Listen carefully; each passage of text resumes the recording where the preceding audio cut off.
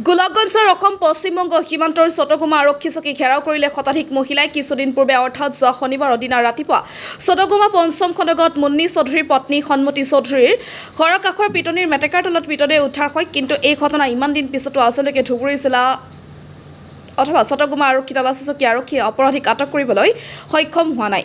সেয়া আজি স্থানীয় শতাধিক পুৰুষ মহিলাই চটগুমা আৰক্ষী তালাচী চকী ঘেৰাও কৰি অসম আৰক্ষী খাই খাই আদি শ্লোগানেৰে উত্তাল প্ৰতিবাদ কৰে। গোলাপগঞ্জৰ পৰা Tapan Roy report, north east frontier news.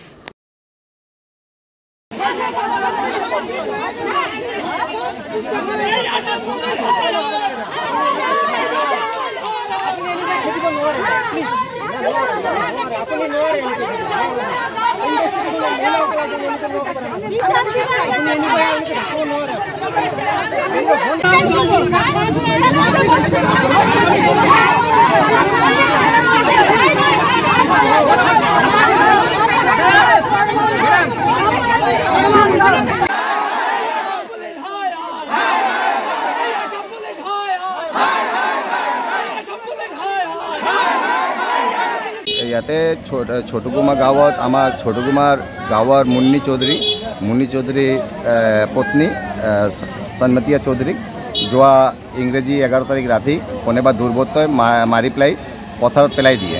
তাৰপাছত 12 তাৰিখে দিনা ইয়াতে ডেড বডিটো দণ্ডাধীশৰ উপস্থিত ডেড বডিটো ৰিকভাৰী হয়। কিন্তু তাৰপাছত এতিয়া আজি 19 তাৰিখলৈকে হত্যাকাৰীক গ্ৰেপ্তাৰ কৰা নাই। সেইকাৰণে আজি ছোটগুমাত থকা যিমান সেল্ফ হেল্প গ্ৰুপ আছে, সেল্ফ হেল্প গ্ৰুপ মহিলাবিলাক গোট খাইছে যে হত্যাকাৰীক ধৰিব লাগে।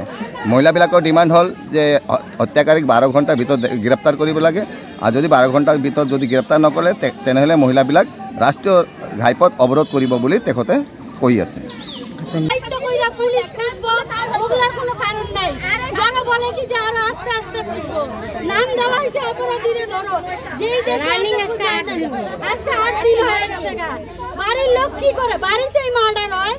অথচ একটা অপৰাধী হয় না, থানাৰ সামনে বাড়ি